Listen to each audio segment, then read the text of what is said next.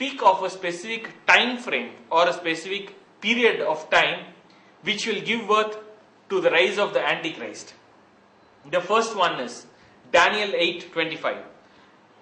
As you can see, the verse reads like this: "And through his policy also he shall cause craft to prosper in his hand, and he shall magnify himself in his heart, and by peace shall he destroy many, and he shall also stand up against the prince of princes, but he shall be broken without the hand."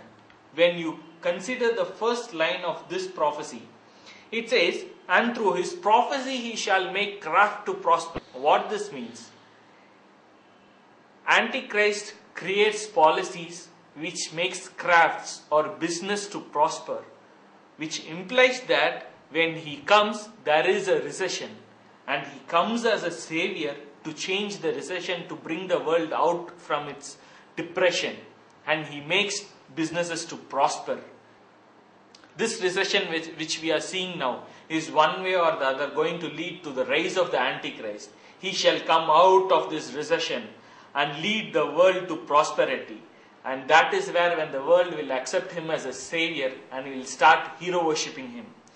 The second sign of the Antichrist is this. In Daniel 11:37 we read, "Neither shall he regard the God of his fathers, nor the desire of women, nor regard any God, for he shall magnify himself above all." Antichrist will come as a gay and a homosexual. Now, if you see the rise of homosexuality or gayism, it has changed its face in last 40 to 50 years. Even in developed countries 50 years back, it was a very uncommon thing, but today it has become a part of our society. In a developing nation like our nation, you can see actually politicians arguing whether to legalize homosexuality or to not. Why? We haven't heard this in our father's generation. We haven't heard about this homosexuality 20 years before. But today it's gaining so much of prominence that it is becoming a part of the society. What is happening here? The prophecy is being fulfilled. The end of the day is there is no nation or no president, to put it very specifically. In those days where the Antichrist will come up, this homosexuality or this gay groups will have so much of rights and so much of powers that no president can come without their votes. Their votes will be so much of a majority that only if they vote, only if they are satisfied and if their rights are given, they'll cast their vote to bring presidents to power. They have so much of rights. They have so much of powers. There are people who are placed in ranks and files of our government bureaucracies who are gays and homosexual, who actually make policies and break policies. And it has gone into roots that today world is into the birth pangs of bringing out this false savior.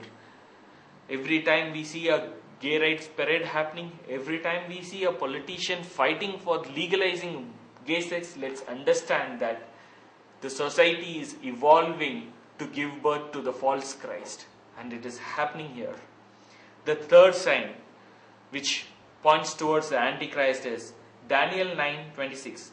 Speaks about a prince. Now if you can read this verse, "And after 62 weeks shall the Messiah be cut off, but not for himself.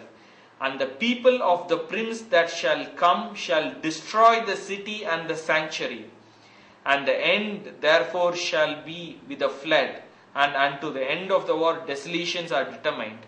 Now if you can read the underlined verse, it says, "The prince of the peace that shall come shall destroy the city and the sanctuary." Now this word, Daniel prophesies us about the destruction of Israel, which happened in 70 AD here. Now when we see through this verse, Daniel says, "The people of the prince that shall come shall destroy the city and the nation." In AD 70, Roman forces destroyed Israel and killed nearly 6 million people under the lordship of Titus. This says, the people of the prince to come shall destroy this sanctuary. If those people who destroyed Israel were Romans, Antichrist is going to come out of the revived Roman Empire, which is now what we call the European Union. To give a brief glimpse of this European Union was conceptualized in the year 1956. All the nations of Europe came together as one nation. They wanted to bring a prosperity as there was in the old Roman Empire, and that gave birth to European Union. Antichrist is going to head the European Union, and he is going to be as a savior. Now, we do not know whether he is a Western European or he is an Eastern European. When we go back and see the history of Roman Empire, the history of Roman Empire had two wings, or to say two political empires. One was the Western Roman Empire and one was the Eastern Roman Empire. The Western Roman Empire had its capital at Rome. The Eastern Roman Empire had its capital at Constantinople. The Eastern Roman Empire consisted of all the nations which are today under the Arab League or the Mediterranean nations. Today, when we see history, this is re-happening again. All the nations of the Middle East have come under one umbrella, which is called the Mediterranean Union. And this Mediterranean Union is a part of the European Union. So, in a larger context, the old Roman Empire is revived. We are not sure where it's going to come from, because when we know that, actually we'll be knowing everything. And God has kept our eyes close to that truth. But His signs are clear, the prophecies are clear from where He is going to come from, at what time He is going to come from, and the kind of society that will be there into existence, which actually give birth to His rising. And all these conditions are met today. Today we have this economic distress. Today we have all homosexuality and gay life and legalism of gay rights. Everything is happening today which is going to give birth to the rise of the Antichrist. And that is going to be soon. Is Zechariah 12 verse 3. And in that day will I make Jerusalem a burdensome stone for all people. Let's mark this word. This prophecy says, in the end of the time, Jerusalem will be a burdensome stone for all the people. It will be a headache for all the countries. It will be a peace breaker in the Middle East. And today, if we are watching the news, we can know what it is happening today. As you can see the news clips, which I will be going through one by one, you can understand the vitality of this prophecy which is coming true now. Year 2007, Iranian President Mohammad Ahmadinejad, in his first UN address, states that Iran will wipe out Israel off the world map. Iran pursues an aggressive nuclear program backed by Russia, igniting an arms race in the Middle East. March 18, 2009, Osama bin Laden calls for a jihad uprising in Jordan, a Muslim nation bordering Israel, to recapture the Temple Mount from Israel.